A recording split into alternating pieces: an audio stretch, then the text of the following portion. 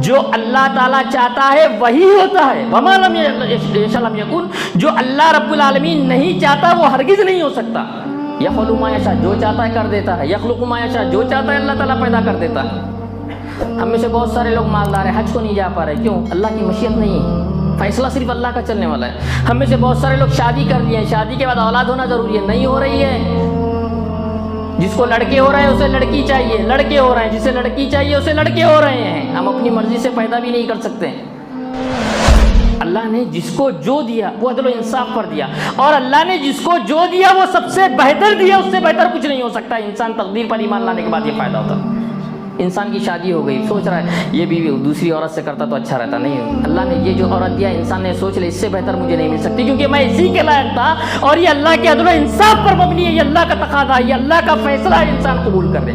انسان الا یعلم من خلق وهو اللطیف الخبیر، کیا تمہارے بارے میں وہ نہیں جانے گا جو باریک بھی خبر رکھتا ہے، وہ بہتر جانتا ہے، کس کو کیا دینا چاہیے اسی کے مطابق دیتا ہے، یہ اللہ کا فیصلہ ہے۔ تو تقدیر پر جب انسان ایمان لاتا ہے تو بے خوف و خطر ہوتا ہے، ڈر نہیں لگتا اسے، کسی چیز کا ڈر نہیں لگتا۔ تو آج کے اس خطبہ جمعہ میں جس عنوان کے تحت کچھ باتیں پیش کی جائے گی وہ ہے تقدیر پر ایمان۔ سب سے پہلے میں اللہ رب العالمین سے دعا کرتا ہوں کہ اللہ تعالیٰ مجھے حق بات کہنے اور ہم تمام لوگوں کو کہنے سننے سے زیادہ کتاب و سنت کی صحیح تعلیمات پر عمل کرنے کی توفیق عطا فرمائیں، آمین یا رب العالمین۔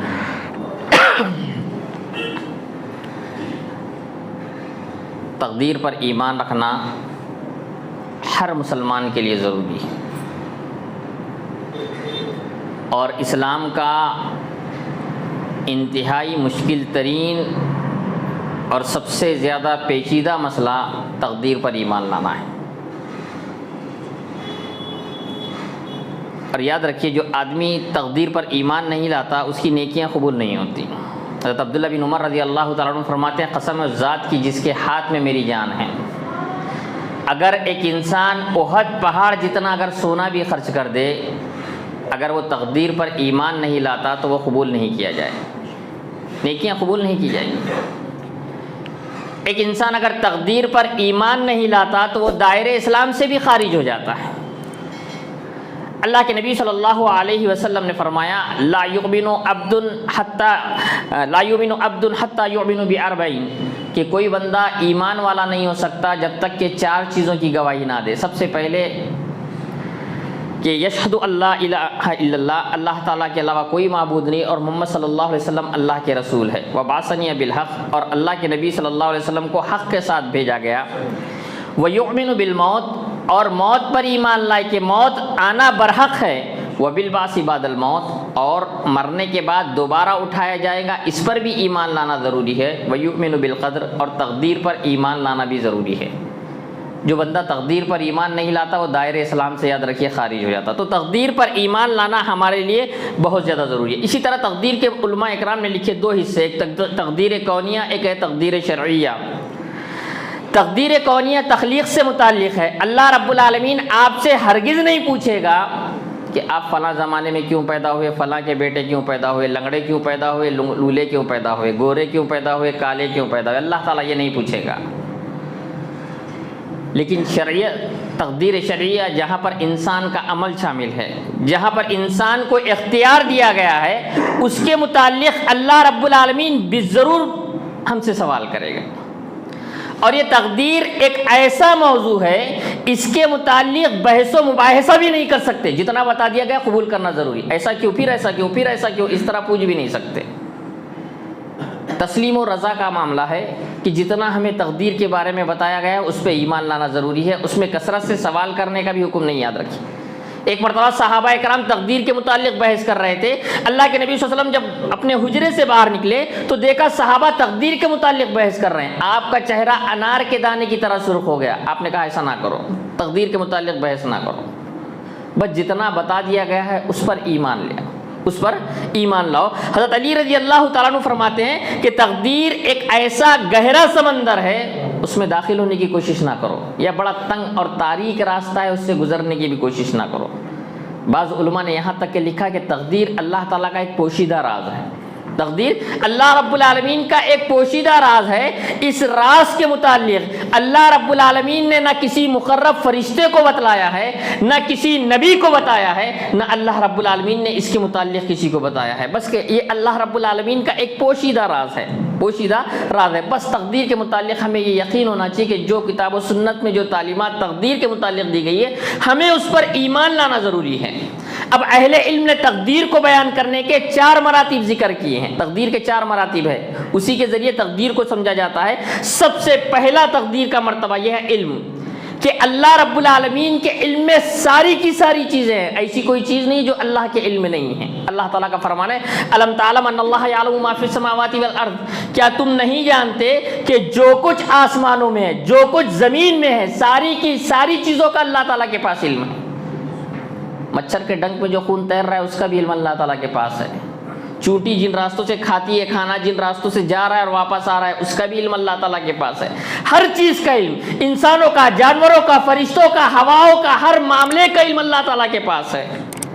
اور یہ تمام کے تمام چیزیں اللہ تعالیٰ فرما رہا ہے ایک لکھی ہوئی کتاب میں ہے، اور یہ اللہ تعالیٰ پر بڑا آسان معاملہ ہے، اللہ پر بڑا آسان۔ تو اللہ کا علم اتنا بڑا علم ہے کہ جو ہونے والا ہے وہ بھی علم ہے، جو نہیں ہوا وہ بھی علم ہے، جو نہیں ہوا اگر ہو جاتا تو کیا ہوتا وہ بھی علم اللہ تعالیٰ کے پاس ہے، وہ بھی علم اللہ کے پاس ہے۔ جو نہیں ہوا اگر ہوتا تو کیا ہوتا وہ بھی علم اللہ کے پاس ہے۔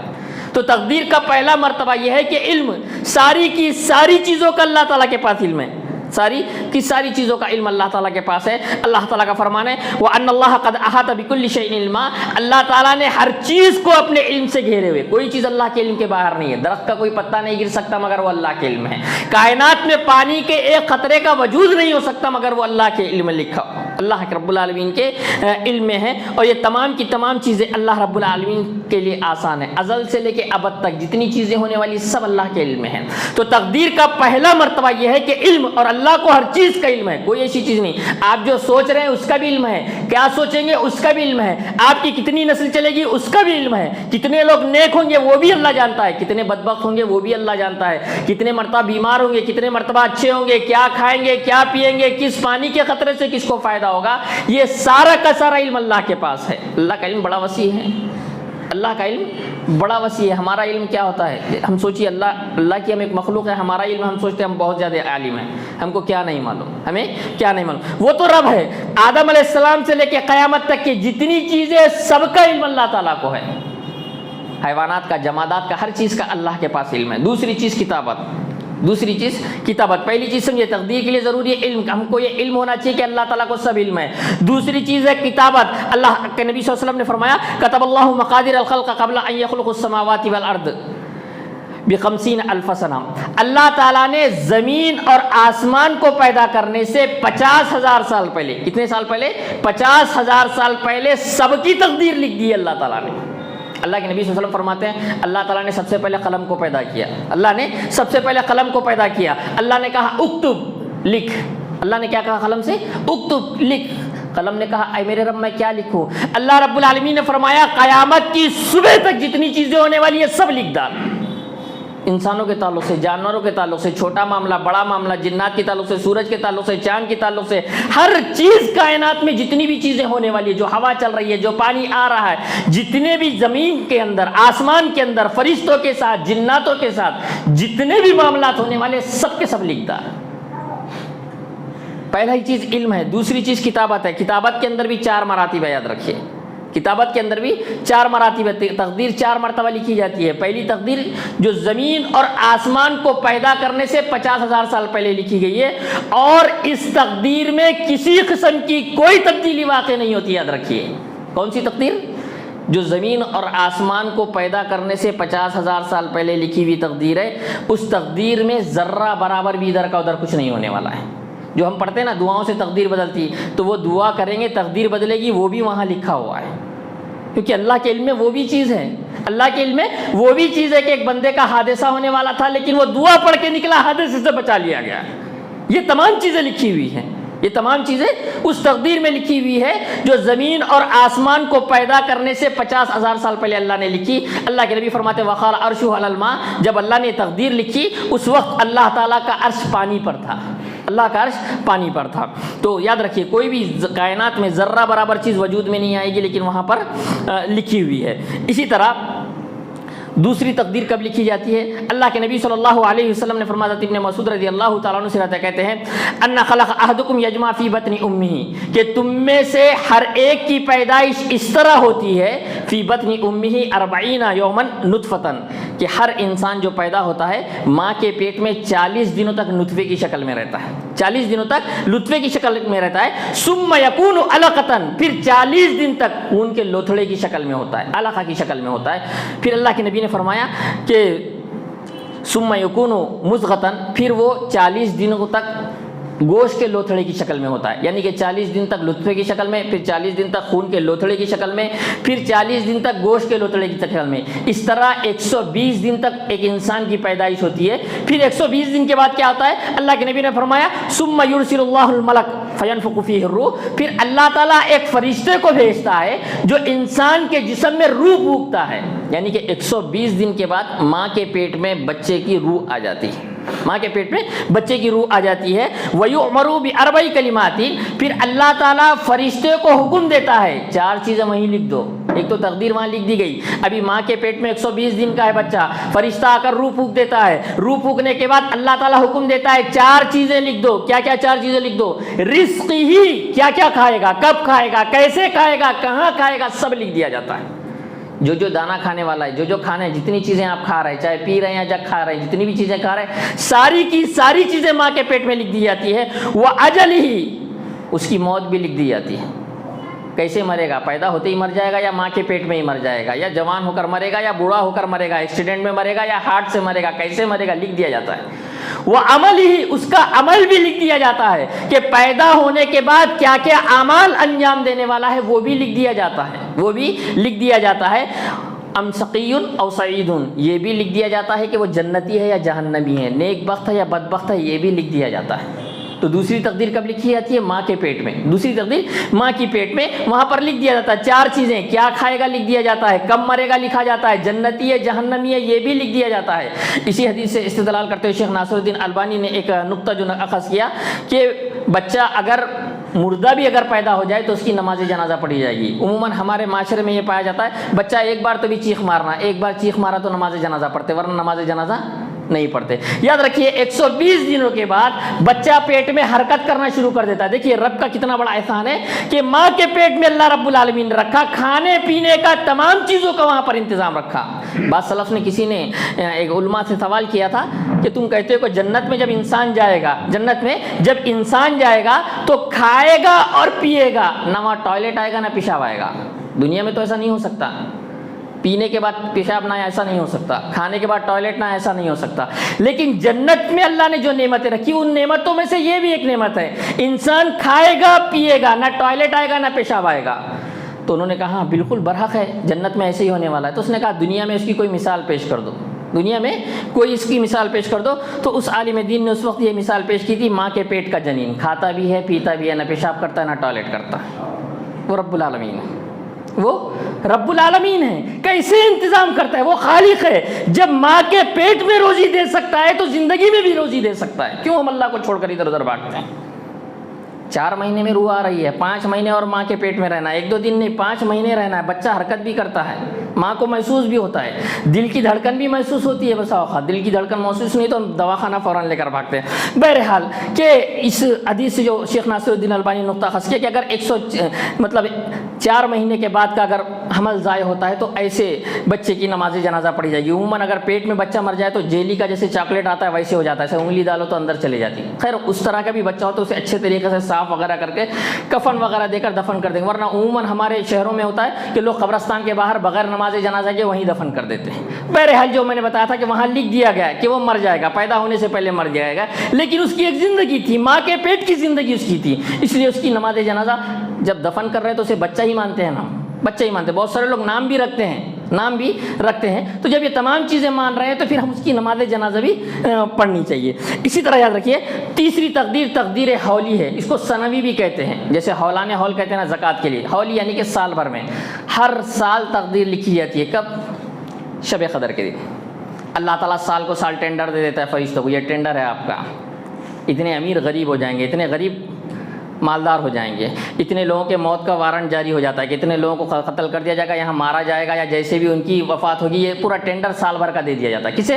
فرشتوں کو، ہر سال شب قدر کو، اسے تقدیر ہولی کہتے ہیں۔ اسی طرح چوتھی تقدیر یہ ہے کل یوم ہوا فی شان، اللہ تعالیٰ کے لیے ہر روز ایک شان ہے۔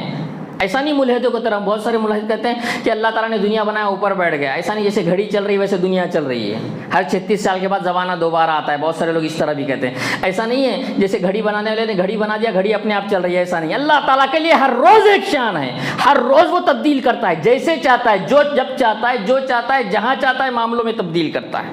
تو کل یوم ہوا فی شان، اللہ رب العالمین کے لیے ہر روز ایک شان ہے۔ اب جو لکھا ہوا ہے وہ اس لیے لکھا ہوا ہے کہ اللہ کا علم بڑا وسیع، اتنا وسیع ہے، اتنا وسیع ہے کہ ہر چیز کے بارے میں اس کو علم ہے، ہر چیز کے بارے میں اللہ رب العالمین کو علم ہے، تو اللہ رب العالمین نے سب لکھ دیا۔ تو جیسے 4 تقدیر میں نے جیسے بتایا، زمین و آسمان کو پیدا کرنے سے 50,000 سال پہلے ایک لکھی گئی، دوسری ماں کے پیٹ میں لکھی گئی، تیسری سال کو سال شب قدر میں لکھی جاتی، چوتھی ہر روز اللہ کے لیے ایک شان ہے۔ اب یہ تقدیر کہاں ہے؟ لوح محفوظ میں ہے، لوح محفوظ میں، لیکن ہم کہاں دیکھتے؟ کوئی ہاتھ میں دیکھتے، کوئی پیالی میں دیکھتے، کوئی سر کے اوپر دیکھتے، 2 چنڈول ہے تو اس کے 2 شادیاں ہوں گے لوگ بولتے ہیں۔ تو اب اگر ایک رہتا ہے تو اس کے بھی 4 شادیاں ہو جاتی کبھی کبھی، اور کسی کو تو کچھ نہیں رہتا تو کیا اس کی شادیاں نہیں ہوں گی؟ عجیب طریقے، کوئی ناخن میں تقدیر دیکھتا ہے، کوئی ہاتھ کی ہتھیلی میں، کوئی لکیروں پہ، کوئی پیشانی پہ، کوئی کہیں۔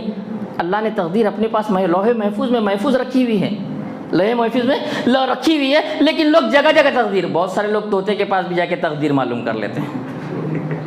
ہونا تو یہ چاہیے، اشرف المخلوقات ہم ہے یا طوطا ہے؟ ہم ہیں۔ طوطا ہم سے پوچھنا چاہیے مالک زندہ رکھنے والے ہیں، آزاد کرنے والے، یا کاٹنے والے ہیں مجھے کل، کیونکہ ہمارے اختیار میں ہے، ہم طوطا، ہم کو پوچھنا چاہیے، لیکن ہم جا کے طوطے کو پوچھتے کہ ہماری تقدیر بتا دے کیا ہے۔ عجیب طریقے کا ماحول ہے بہرحال بنا۔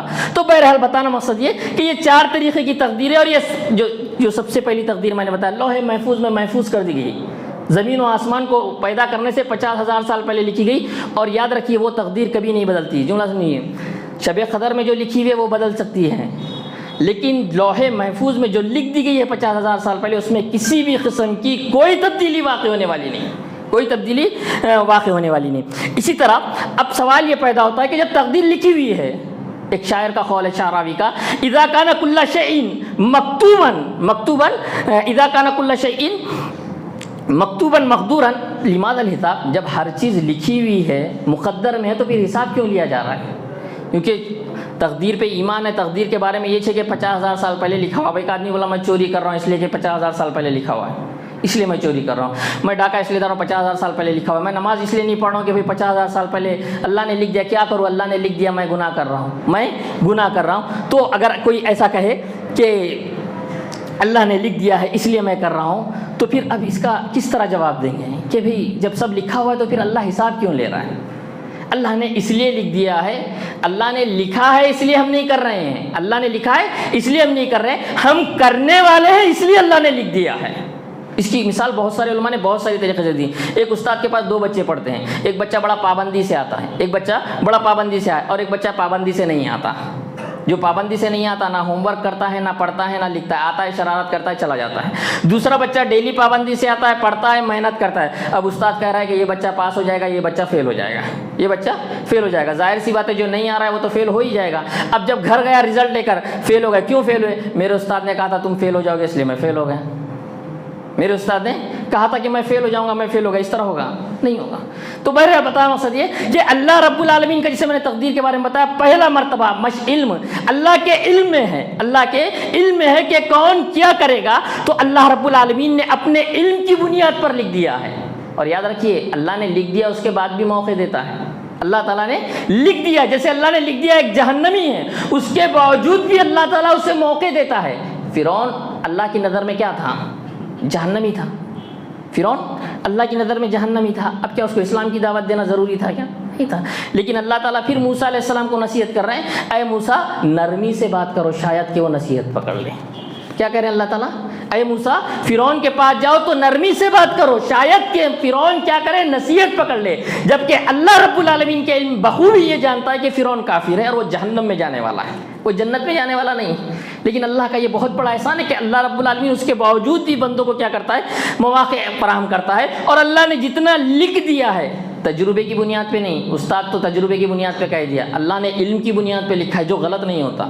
آج ہم اپنے جیسے انسانوں کی بات مان لیتے ہیں تجربے کی بنیاد پہ, جیسے کہ اب کل سورج گرہن ہو, چاند گرہن ہونے والا ہے تو ہم مان لیتے ہیں کل چاند گرہن ہوگا.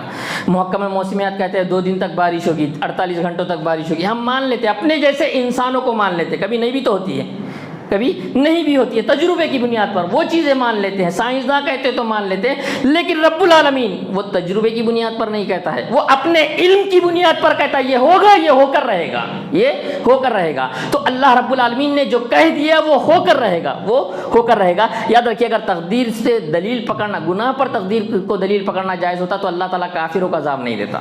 حضرت عمر رضی اللہ تعالیٰ عنہ کے زمانے میں ایک چور لایا گیا, اس نے چوری کی. اس نے کہا اے امیر المومنین میری تقدیر میں لکھا ہوا تھا چوری کرنا, اس لیے میں نے چوری کر دی. کیا کہا؟ اے امیر المومنین میری تقدیر میں لکھا تھا چوری کرنا, اس لیے میں نے چوری کر دی. تو حضرت عمر رضی اللہ تعالیٰ نے کہا کہ میری تقدیر میں لکھا ہے تیرا ہاتھ کاٹنا, اس لیے میں تیرا ہاتھ کاٹ رہا ہوں, تیرا ہاتھ کاٹ رہا ہوں. تو یاد رکھیے اللہ نے جو لکھا ہے اگر اس کے خلاف ہونا قطعی ناممکن ہے. اگر اس کے خلاف ہو گیا تو اللہ تعالیٰ کا عالم الغیب ہونا غلط ثابت ہو جائے گا. اللہ کا عالم الغیب, کیونکہ اللہ تعالیٰ غیب کو جاننے والا ہے. اگر ہم کہہ دیں گے کہ اللہ نے جو لکھا اس سے الگ ہو سکتا ہے تو مطلب پھر اللہ عالم الغیب نہیں ہوا. تو اللہ تعالیٰ عالم الغیب ہے, وہ ہر چیز کو جانتا ہے, وہ ہر چیز کو جانتا ہے. تو جیسے میں نے کہا تقدیر کے 4 مراتب ذکر کر رہے تھے ہم. پہلا مرتبہ علم ہو گیا, دوسرا مرتبہ یاد رکھیے یہ بڑے وسیع موضوع ہے. اگر علم کے تعلق سے اللہ کا بیان دیا جائے تو ایک لمبا وسیع موضوع ہے. کتابت کے تعلق سے بھی ایک طویل طلب موضوع ہے. مختصر وقت میں تمام چیزوں کو سمیٹنے کی میں کوشش کر رہا ہوں. تیسری چیز جو ہے مشیت. کائنات میں کوئی چیز وجود میں نہیں آ سکتی مگر اللہ کی مرضی سے. ما شاء اللہ کان وما لم یشاء لم یکن. جو اللہ تعالیٰ چاہتا ہے وہی ہوتا ہے. وما لم یشاء لم یکن, جو اللہ رب العالمین نہیں چاہتا وہ ہرگز نہیں ہو سکتا. یفعل ما یشاء, جو چاہتا ہے کر دیتا ہے. یخلق ما یشاء, جو چاہتا ہے اللہ تعالیٰ پیدا کر دیتا ہے. ہم میں سے بہت سارے لوگ مالدار ہیں, حج کو نہیں جا پا رہے, کیوں؟ اللہ کی مشیت نہیں ہے, فیصلہ صرف اللہ کا چلنے والا ہے. ہم میں سے بہت سارے لوگ شادی کر لیے ہیں, شادی کے بعد اولاد ہونا ضروری ہے, نہیں ہو رہی ہے.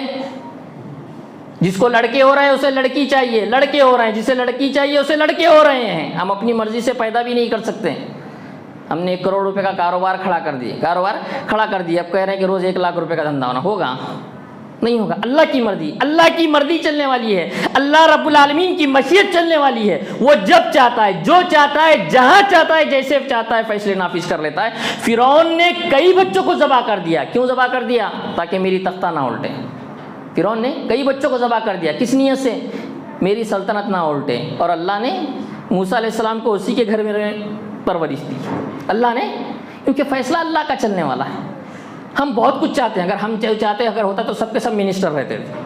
صبح سے شام تک ہم کچھ نہ کچھ سوچتے رہتے. بڑا بنگلہ ہونا, بڑی گاڑی ہونا, دبئی میں نوکری ہونا, ایسے خوبصورت ہمارے خواب ہیں کہ ہم جیسے چاہتے ہیں اگر ویسا ہونے لگے تو دنیا کے اندر روز انقلاب برپا ہوگا, روز انقلاب آئے گا, روز انقلاب آئے گا. ہم بہت کچھ چاہتے ہیں, روز چاہتے ہیں, صبح اٹھتے بیٹھتے نکلتے ہر وقت چاہتے ہیں.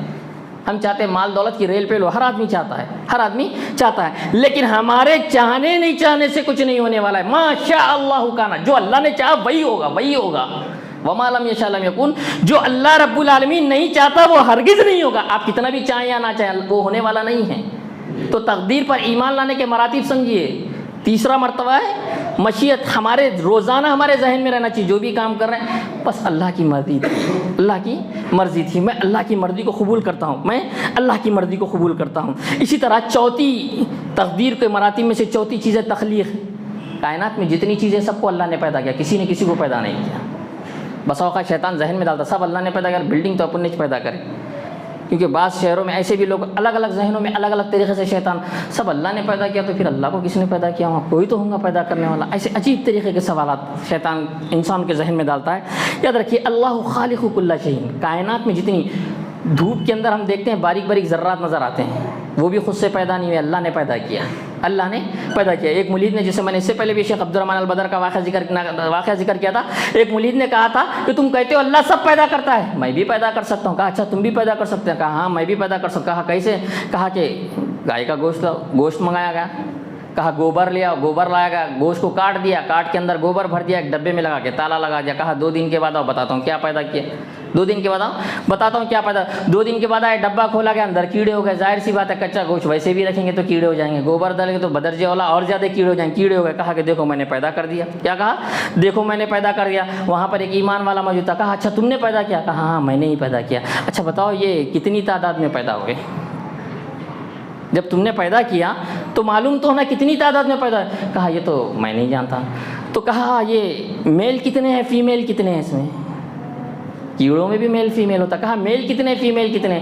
कहा ये तो मैं भी नहीं जानता हूँ। अच्छा ये लोग खाएंगे क्या? ये तो मुझे भी नहीं मालूम। अच्छा मरेंगे कब? ये मुझे भी नहीं मालूम। तब खालिक कैसे हो गया? खालिक तो वो होता है जिसको सब इल्म हो। कब पैदा होगा, क्या खाएगा, कैसे जिएगा, कैसे मरेगा, कैसी ज़िंदगी काटेगा, किस तरह की ज़िंदगी रहेगी, सारा का सारा इल्म अल्लाह के पास है। अल्लाह खालिक़ु कुल्ल शै, अल्लाह ने सब चीज़ों को पैदा किया। कायनात में कोई चीज़ उसके पैदा करने के बगैर वजूद में नहीं आ सकती। यहाँ तक कि अल्लाह ताला का फरमान है, अल्लाह क्या कह रहा है? वल्लाहु खलक़कुम वमा ताअमलून। अल्लाह ने तुमको तो पैदा किया ही किया है, तुम्हारे अमलों को भी अल्लाह ने पैदा किया। आप उससे अमल भी नहीं कर सकते। दुआ मांग सकते हैं, दुआ की इतनी फजीलत है। सुबह से कोई किसी ने दुआ मांगा है क्या? नहीं मांगा है। अल्लाह की तौफीक मिलना ज़रूरी है, अल्लाह की मशीयत होना ज़रूरी है। अल्लाह ताला जब चाहता है, जिससे चाहता है दुआ करा देता है, जब चाहता है जिसके चाहता है मामलात को हल करा देता है, क्योंकि वो खालिक है। वो खालिक है, उसके वजूद, उसके इजाज़त के बगैर कायनात में एक ज़र्रा पैदा नहीं हो सकता। याद रखिए, कुछ भी पैदा नहीं हो सकता। यहाँ तक कि तुम्हारे दिल में ख्यालात भी पैदा नहीं हो सकते। सब चीज़ों का पैदा करने वाला अल्लाह खालिक़ु कुल्ल शै, अल्लाह रब्बुल आलमीन हर चीज़ को पैदा करने वाला है। इसी तरह अब सवाल ये पैदा होता है कि भाई सब लिख दिया गया है, सब हो गया है, तो फिर क्या आप घर पे बैठ जाएंगे? तदबीर भी ज़रूरी है, तदबीर भी ज़रूरी नहीं। अल्लाह ने मेरे मुक़द्दर में जितना लिखा है मैं उतना काम करूँगा, बाकी घर पे आराम करूँगा। अल्लाह पर भरोसा करना, असबाब के तहत इख्तियार करते हुए भरोसा करना ज़रूरी है। अल्लाह के नबी सल्लल्लाहु अलैहि वसल्लम ने फरमाया ऊँट को बांधो फिर अल्लाह पर भरोसा करो, छोड़ के अल्लाह पर भरोसा मत करो। अल्लाह पे भरोसा कर रहा हूँ, ऊँट को छोड़ दे रहा, ऐसा नहीं, बल्कि असबाब के तहत ऊँट को बांधो फिर अल्लाह पर भरोसा करो। अल्लाह के नबी सल्लल्लाहु अलैहि वसल्लम ने फरमाया तुम में से हर शख्स का ठिकाना लिख दिया गया, कौन जन्नत में कौन जहन्नम में। हम सबका लिखा हुआ है, कौन जन्नत में जाने वाला है, कौन जहन्नम में जाने वाला है। उसका इल्म सिर्फ अल्लाह को है, किसी को नहीं। याद रखिए, किसी को नहीं है। अल्लाह के नबी ने फरमाया तुम में से हर शख्स का ठिकाना लिख दिया गया है कि वो जन्नती है या जहन्नमी है। तो सहाबा ने पूछा अल्लाह के नबी सल्लल्लाहु अलैहि वसल्लम फिर क्या हम अमल करना छोड़ दें?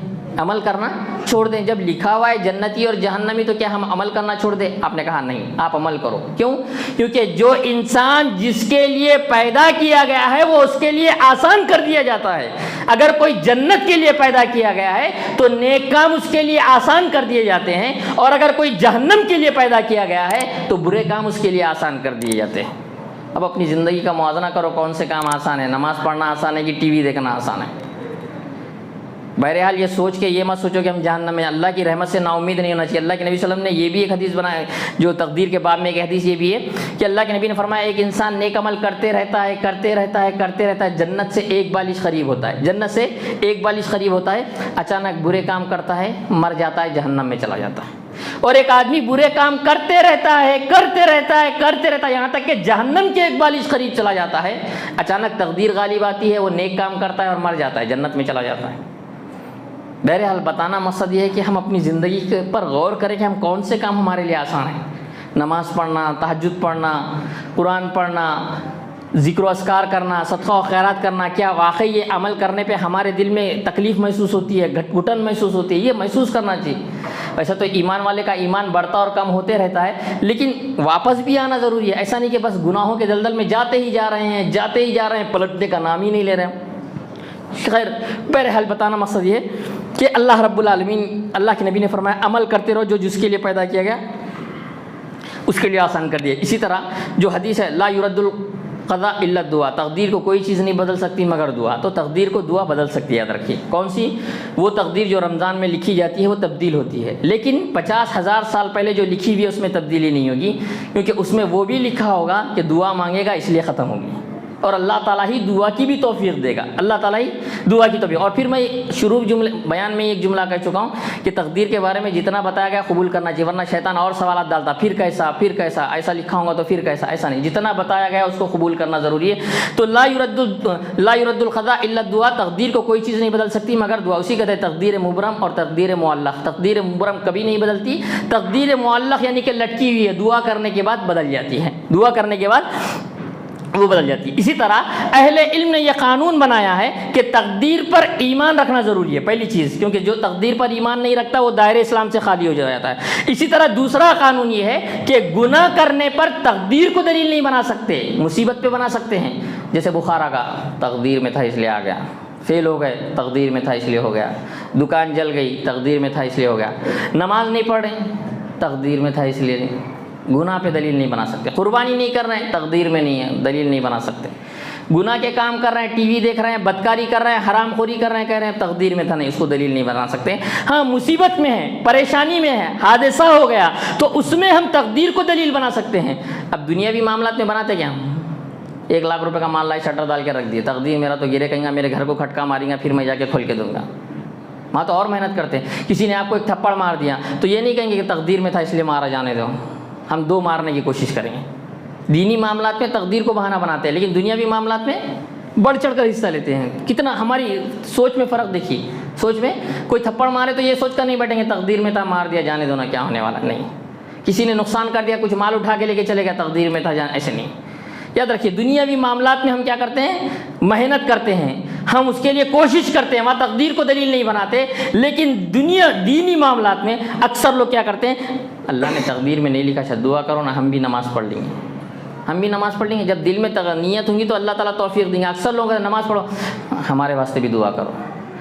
ابو طالب کے بھی دل میں نیت نہیں تھی، اس لیے اللہ نے ہدایت نہیں دی۔ ہمارے دل میں تڑپ ہونا چاہیے، خود سے دعا کرنا چاہیے، جیسے میں نے پچھلا درس دیا تھا، خود سے سدھرنے کی کوشش کرنا چاہیے، خود سے سدھر کرنے کی کوشش کرنا چاہیے۔ اسی طرح یہ تقدیر پر ایمان لانے کے چند ایک مختصر سے فائدے میں ذکر کرتے چلو۔ مختصر طور پر میں نے تقدیر ذکر کر لیا، بڑا وسیع موضوع ہے، اس کو بڑی چیزیں کھول کے بیان کی جا سکتی ہے، وقت مختصر ہونے کی وجہ سے تھوڑی کچھ مختصر چیزیں ذکر کیا۔ اب تقدیر پر ایمان لانے کے فائدے کیا ہوتے ہیں؟ سب سے پہلا فائدہ تقدیر پر ایمان لانے کا یہ ہوتا ہے، انسان خوف میں مبتلا نہیں رہتا، ڈر میں مبتلا نہیں رہتا، ڈر میں مبتلا نہیں رہتا، انسان پریشان رہتا۔ تقدیر کوئی بھی چیز نقصان ہوا تو انسان پریشان ہو جاتا ہے اور تقدیر کا کسی کو بھی دوش دینا شروع کر دیتا۔ اکثر کیسا ہوتا ہے کہ جیسے ہمارے پاس شادی ہو گئی، نئی دلہن آئی، آتے گھر میں کس کا انتقال ہو گیا تو اب اس کو ہی منحوس سمجھتے ہیں، وہ تو تقدیر میں تھا، مر گئی۔ پھر کچھ دنوں کے بعد اور کچھ تو بھی حادثہ ہوتا ہے، جب سے تو آئی ہے تیرا جنم پھوٹا، تیرا قدم پھوٹا، پیدا ہوئی جب سے نقصان ہو رہا ہے، آئی جب سے نقصان ہو رہا ہے۔ اس طرح کے ہم جملے کہتے ہیں، اس طرح کے جملے ہم کہتے ہیں۔ یاد رکھیے تقدیر پہ ایمان لانے والا اس طرح جملے نہیں کہتا، بے خوف اور خطر ہوتا ہے، بے خوف اور خطر ہے تو کہتے ہیں تیرا قدم پھوٹا، تیرا جنم پھوٹا، تیری قسمت خراب ہے۔ لوگ کہتے ہیں آج کل میرے ستارے گردش میں نہیں ہے، وہ ہمارے پاس تو مراٹھی پیپروں کے اندر آتا ہے، اخراب بچھو وغیرہ، سرطان وغیرہ آتا ہے، لوگ دیکھتے ہیں ستارے، پنڈت جی بھی کہتے ہیں یہ ان لوگوں کا شنی بھاری رہے گا، ان لوگوں کا کسی کا کوئی شنی بھاری واری نہیں رہتا ہے، سب تقدیر میں جو لکھا ہے اسی کے مطابق ہوتا ہے، سب تقدیر میں جو لکھا ہے اسی کے مطابق ہوتا ہے۔ یاد رکھیے اللہ رب العالمین نے جس کو جو دیا ہے وہ عدل و انصاف کی بنا پر دیا۔ اگر اللہ تعالیٰ سب کو بادشاہ بناتا تو سب بھوکے مر جاتے تھے، اناج کون اگائے گا؟ اور اگر اللہ تعالیٰ سب کو کسان بنا دیتا تو پھر انتظام کون چلاتا؟ اللہ نے جس کو جو دیا وہ عدل و انصاف پر دیا، اور اللہ نے جس کو جو دیا وہ سب سے بہتر دیا، اس سے بہتر کچھ نہیں ہو سکتا۔ انسان تقدیر پر ایمان لانے کے بعد یہ فائدہ ہوتا ہے۔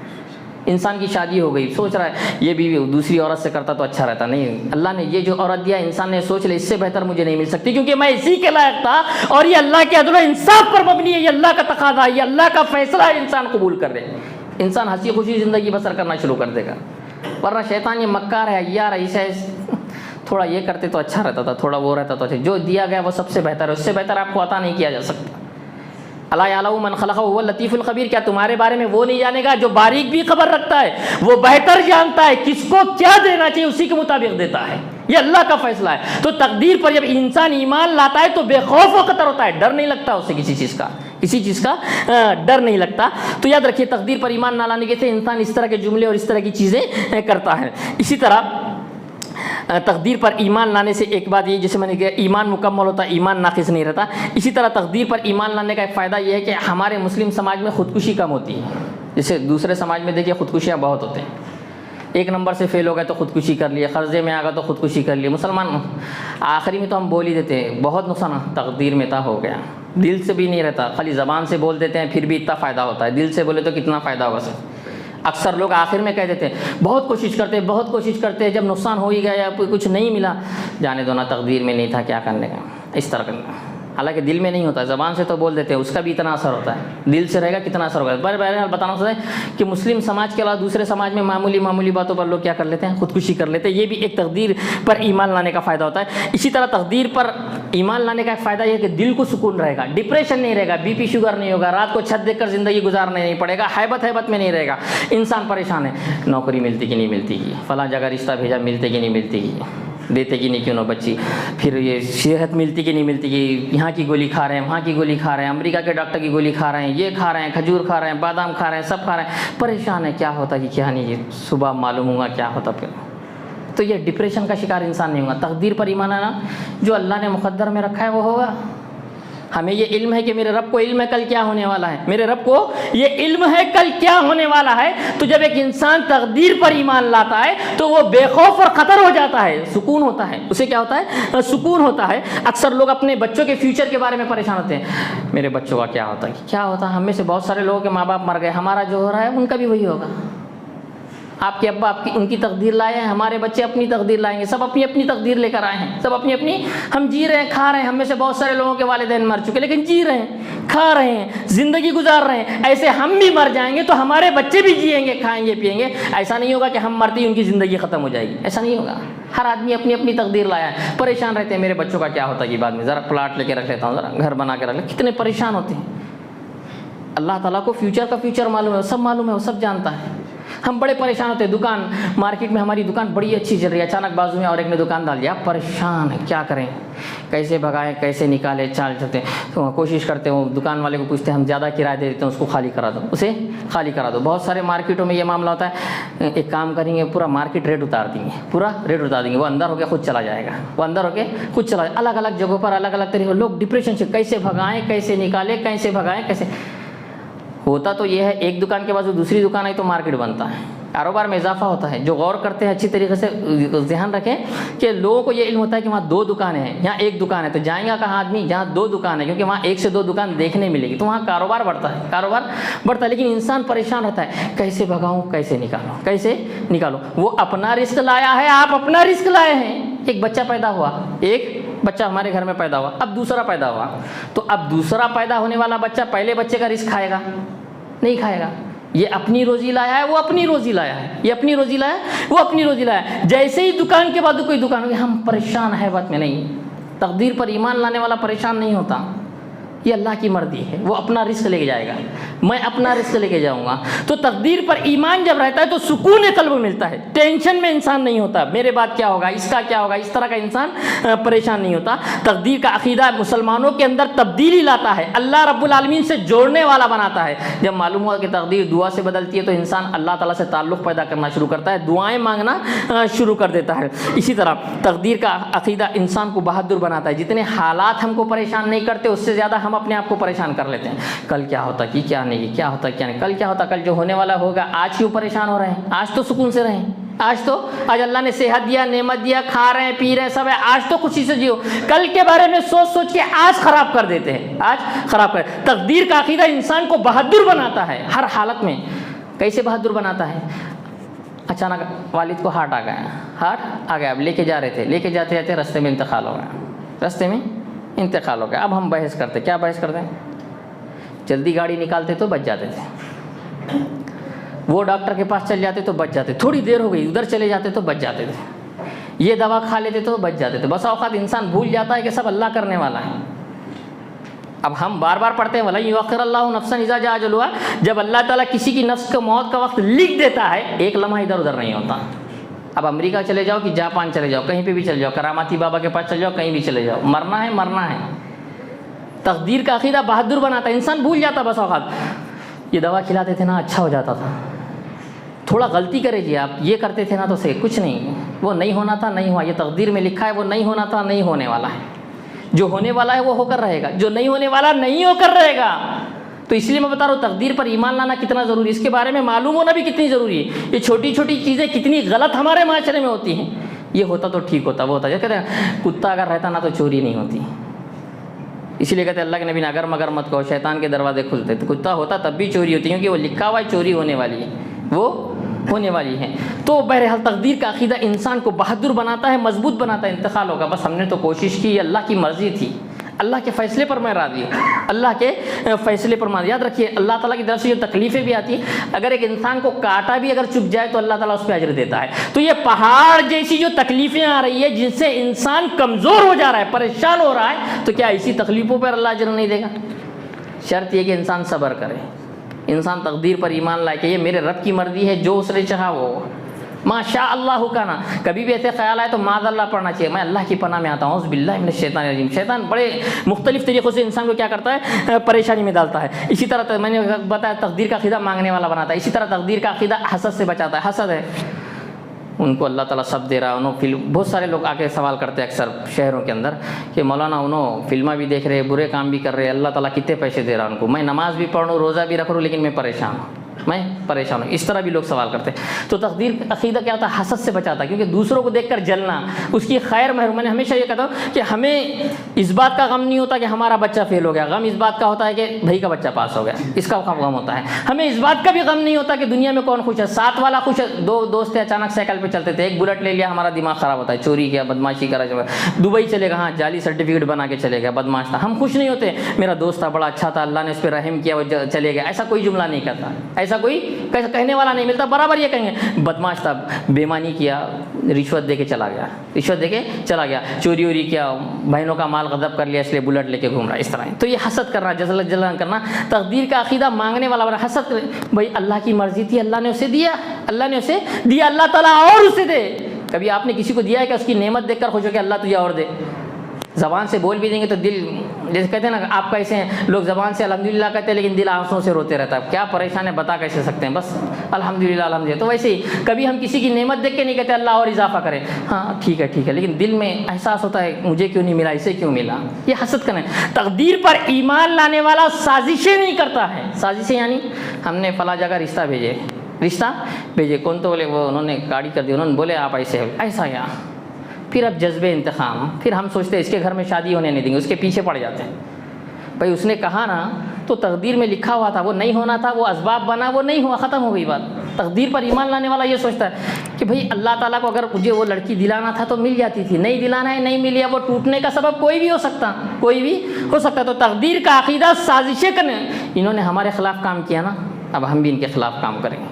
کیا اہل ایمان کو اس کا حکم دیا گیا ادفع باللتی ہی احسن، برائی کو بھلائی سے دفع کرنے کا حکم دیا. ہم برائی کو ڈبل برائی سے دفع کرنے کے لیے چلے جاتے، سازشیں کرتے. تو یہ تقدیر پر ایمان لانا یہ انسان کو مضبوط بناتا ہے. ساز نہیں، کوئی میں کو نقصان نہیں پہنچا سکتا اتنا ہی جتنا میرے رب نے لکھ دیا. جیسے کہ اللہ کے نبی نے فرمایا، حضرت ابن عباس رضی اللہ تعالیٰ عنہ کو آپ نے نصیحت کی تھی، بڑی پیاری نصیحت کی. کیا کہا؟ وَعَلَمْ جان لو ان الامۃ لو اجتمعت علی ينفعوک بشیء لم ينفعوک بشیء قد كتب اللہ لك، کہ تم جان لو ساری دنیا مل کر اگر تمہیں فائدہ پہنچانا چاہے، لم ينفعوک نہیں پہنچا سکتی مگر جتنا اللہ نے مقدر میں لکھ دیا ہے. وَعَلَمْ جان لو ان الامۃ لئن اجتمعت ان يضروک، پوری کی پوری امت مل کر اگر تمہیں کوئی تکلیف پہنچانا چاہے تو نہیں پہنچا سکتی مگر اتنا جتنا اللہ نے لکھ دیا.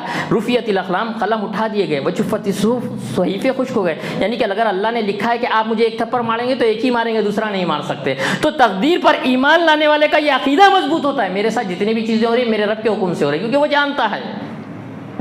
جانتا ہے. اسی طرح یہ چیزیں ہونے کے ساتھ ساتھ وقت ختم ہونے کی وجہ سے ایک آخری بات بتا کر میں اپنی بات ختم کروں کہ ہمارے ساتھ جو بھی ہو رہا ہے ہم یہ سوچ کر کریں کہ جو بھی کرتا ہے اللہ بہتر کرتا ہے، اللہ تعالیٰ بہتر کرتا ہے. یہ تقدیر کا عقیدہ ہمیں سکھاتا ہے، کیونکہ اللہ تعالیٰ کا فرمان ہے وَعَسَىٰ أَن تُكْرِهُوا شَيْئًا وَهُوَ خَيْرٌ لَكُمْ، قریب ہے کہ کسی چیز کو تم ناپسند کرو لیکن وہ تمہارے حق میں بہتر ہو. وَعَسَىٰ أَن تُحِبُّوا شَيْئًا، اور قریب ہے کہ کسی چیز کو تم پسند کرنے لگو لیکن وہ تمہارے لیے بری ہے. اس لیے اللہ تعالیٰ فرماتا ہے واللہ یعلم وانتم لا تعلمون، اللہ تعالیٰ بہتر جانتا ہے، تم نہیں جانتے. ہمارے ساتھ جو بھی حادثے ہو رہے ہیں وہ اللہ بہتر جانتا ہے. تو ہمیں یہ ایمان رکھنا چاہیے کہ یہ ہمارے لیے بہتر ہے. جیسے کہ کہانی ہے وہ صحیح ہے غلط وہ تو نہیں علم ہے، اکثر آتی ہے بڑی پیاری کہانی، کیونکہ ایسے کہانیوں سے ہم دین سمجھتے ہیں. اکثر قرآن حدیث سے ہم دین سمجھنا جلدی چاہتے بھی نہیں ہیں، کہانیوں سے بڑے جلدی سمجھتے ہیں.